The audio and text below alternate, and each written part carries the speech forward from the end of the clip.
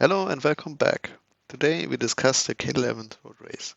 Maybe the race with the shittiest website to get information about the pro race. Has anybody seen a road book anywhere? But before we go on to the next race, let's look at my predictions for the last race, the Tour Down Under. Well, all in all my logic was flawless. I should have just trusted myself and take Jay Wine as the Aussie TT champ as the winner. This leads to me having only picked Bilbao on the final top 10 in my top 10 prediction, and no stage winner was correct. But hey, some of my picks looked promising at the early stages. At least I can only improve now. With a bit more knowledge about the form of the riders, it maybe gets easier. Let's look at what we are dealing with at the Cadel road race. It is maybe the one-day race with the shortest history of all virtual races. Only 6 editions have taken place yet. So far, we had pretty much every finishing scenario. Solo win in 2016 by Kenyok, Euro Sprint 2020, sprints out of small groups 2015 and 2018, a bigger group sprint in 2017, and something you could call a bunch sprint in 2019. Why do we have such variety? Did the race change that much? The profile changed a bit with the addition of multiple laps on the final course after the first 2 editions. Based on the results, the race got a bit easier. Let's look at what we can expect from the 2023 edition. The race starts this year on kind of hilly terrain through the inland. After around 40 to 50 km, the course goes along the coast side, so a possible option of crosswind is there. As the forecast only talks about a light breeze, the chances are quite low. After 30 kilometers on the coast, it goes back towards Geelong, near the coastline. In Geelong, there are 4 final laps to ride, with the decisive Columbra Crescent. It is 1 kilometer long with nearly 9% average gradient. From the top, there are still 9 kilometers to ride with some smaller elevations. The past editions showed if the race only starts in the last lap, we will see a sprint of bigger group. The earlier the race starts, the smaller the group gets. To see what we can expect from this edition, let's see who we have at the start line. Compared to last week, there are 7 teams missing. These teams had collective 4 of 6 stage winners. Bahrain with Bilbao and Bauhaus, Cofidis with Kokar, and Jumbo with Dennis. Additionally, Benoit from Groupama showed good results. That Astana and Movistar will be missing, probably no one will notice. Let's go over to the teams we will see. First team on the list is Soudal Quickstep. As Mauro Schmidt was the one I picked from the Quickstep riders to perform in Tour Down Under, I bank on him again to do good. Sadly, we saw that he hasn't the fastest finish. This means they sent again the whole crew in to get a result. Next one on the list is Agi Dessert, Citroën. Oh, it's again O'Connor and a lot of fillers. For a one-day race, Goudon and Touzé have a bit of a sprint. Sadly for them, they look not in the best shape to fight for a top result here. Let's go over to Bora. Well, Bora is on paper able to cover all possible race scenarios. Meus for mass sprint, Schachmann or Haller in a reduced bunch sprint, Hindley for hard races. In reality, Meus got a concussion during Tour Down Under, Schachmann looked not in peak form on the last stage. This leaves just Hindley as a real option. Next on the list, EF Education, easy post. Who will you see? Bettiol with cramps or the prologue Bettiol? Otherwise, there seems to only be Rutsch for an early breakaway. Now let's look at Ineos. Ethan Hayter and Magnus Sheffield both look to be good enough shape to finish in the first group. Are they able to get a bunch split up? In a sprint, they didn't look like they are able to go for the win. Here we have Intermarché Circus Vanti. Compared to my prediction before the Tour Down Under, the lineup rose my expectation. Hugo Page looked to be competitive in medium-hard race scenarios, and Bystrom could step in if Page gets dropped. But for podium, both riders are probably not good enough. Here we have the winning team from last week, UAE Team Emirates. Jay Wine showed that he can also do hills. What he couldn't do last week was sprinting. Maybe Kovi or Hishi can help him out here, or otherwise they can make the race hard enough for him to perform. Oh, Team Akea Samsic is also on the list.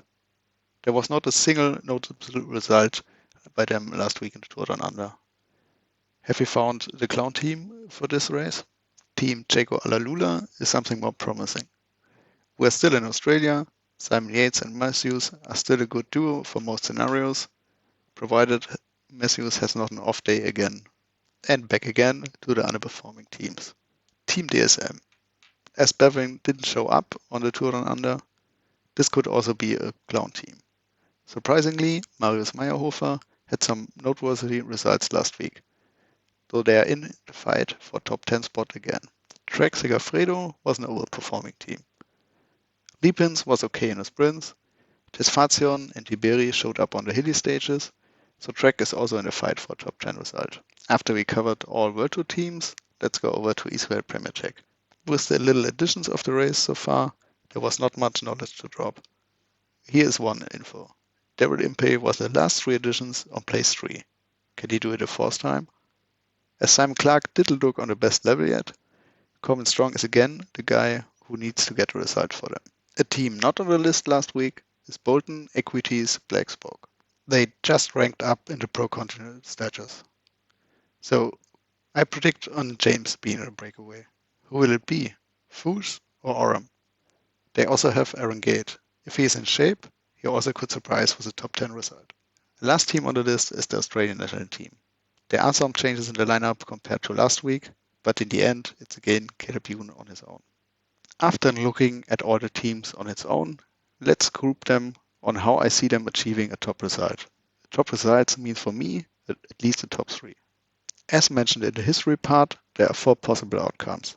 A bunch sprint after an easy race, reduced bunch sprints after medium hard races, a small group finish after a hard race, and the solo wins or early breakaway surprises. Let's be real, the only team happy with a bunch sprint is the Australian national team. As the other riders are more or less breakaway riders, they heavily rely on the performance of Caleb Ewan. With all the sprinters missing, Monty should also have the best shot in an easy race with Hugo Pasch. And on this list is Akea. I mean, there are no sprinters left. Maybe Hugo Hofstetter can do something here. If the real sprinters get dropped and we have a reduced bunch sprint, this should be the preferred option for EF with Bettiol and Israel with Strong. If we have a normal day of Michael Matthews, Jaco should also work for this scenario. The teams working for a hard race should be UAE, Ineos, Trek, AG Dessert and Quickstep. And if Simon Yates is the chosen one for the day, we will also see Jaco in this group. In the solo win or breakaway group, I put Bora as Jay Hindley is probably not fast enough to get a top 3 in a small group. For the breakaway group, I have Blacksbroke and DSM. Probably Akea should also be there, but I prefer to put them in the bunch sprint group. Their best shots are early breakaway, which miraculously makes it very far into the race. Let's go into the details. For every group, I picked one team and show my way how they achieved their favorable scenario. For the bunch sprint group, I picked the Australian national team. As the team is not able to control the race, they need to be creative. To have as many helpers as possible in the last laps, the best way is to get a big early breakaway, with at least 3 riders in. Which of the young Australians would fit best, I can sadly not judge. Drisner, as a bit of more experienced rider, is most likely able to get far into the race in the peloton, so he should not go into the breakaway. All non-breakaway riders have to bring back all attackers in the first 2 laps. Drisner and the breakaway riders, which are still fit, are due in lap 3.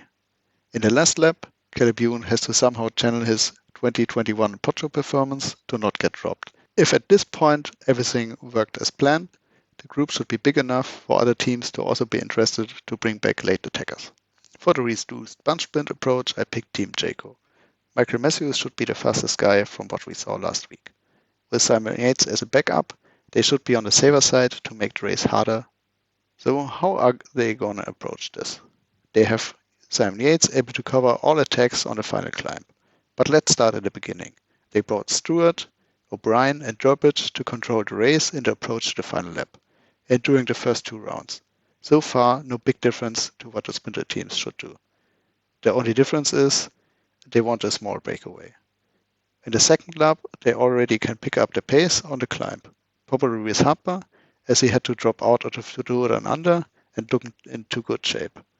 Afterwards, you want to keep the pace high with the 3 earlier mentioned riders. In the second to last climb, you really need to pick up the pace, with both Harper and Hamilton, to get the real sprinter already in the red zone. Important part is they just need to ride fast pace and don't attack. In the last round, you just need to cover attacks as the tempo will be high by nature.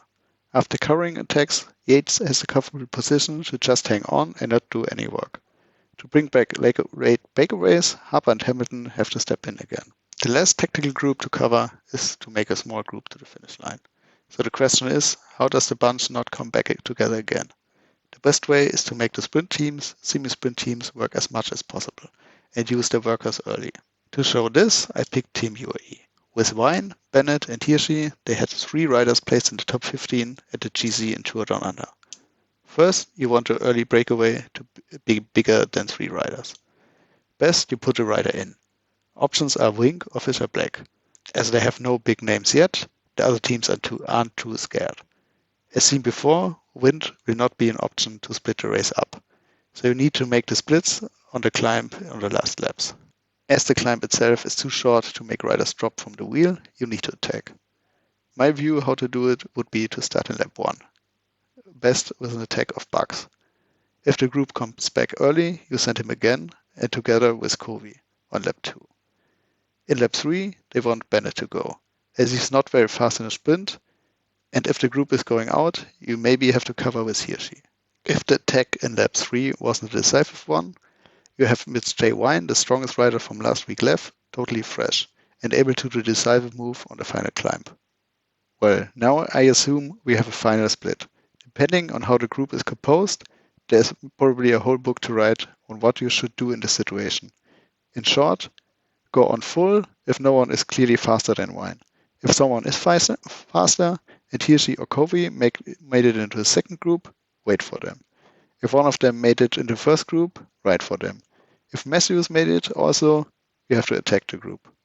After I discussed the tactics and lengths, now let's see what my expectations are, what will happen. My guess is that we will see something between a reduced bunch sprint and a small group. For my picks, I made a restraint that I will only pick 1 rider per team. With only 14 teams on the start list, this looks kind of weird, as there will be faster riders in some teams, which I see as a lead out and will probably not be in my prediction. On place 10, I picked a Bora rider, in my case Jay Hindley. I could have also picked Aliotti or Schachmann, which can also be fast enough in a sprint to get a top 10. Place 9 made the Soudal Quickstep rider, here Mauro Schmidt. As mentioned before, he didn't let me down last week, so I picked him again. For place 8, I picked Aaron Gate. I mean, somehow I had to fill 10 teams, and Aaron Gate is at least fast if he can make it to the finish line. Place 7 made the surprise from last week, Marius Meyerhofer. From my point of view, he can make it to the finish with the first group, and then he will be somewhere in the top 10. On place 6, I picked Corbin Strong. He's a fast guy, and he can make it to the finish with a smaller group. But in the past, he didn't look like someone who is sprinting for a win. He is mostly a place sprinter. On place 5, I picked Hugo Page. I mean, he's probably faster than the ones I picked in front of him, but I can see the first 4 making a split, and he gets dropped. So he wins the sprint of the second group. On place 4, I have Ethan Hayter. I think he's fast enough and strong enough to not get dropped, even by the first 3. For place 3, I had an UAE rider. In the end, my pick fell on Hirschi, as he's the fastest guy if there's no split happening. There also can be Jay Wine also winning it if he can do the decisive split. For the last 2 riders, I picked the riders, not the teams. I picked for both of them the good days. For the second place, I picked Alberto Bettiol. He looked fast in the prologue last week, he looked good on the first stages, he looked fast on the sprints, in the intermediate sprints. The only one who can beat Bettiol is Michael Matthews. I picked him on a good day and he will make it. I hope you had fun listening to my predictions and my talking about tactics, and I hope my predictions are better than the last time. The next race I will cover is the UAE Tour.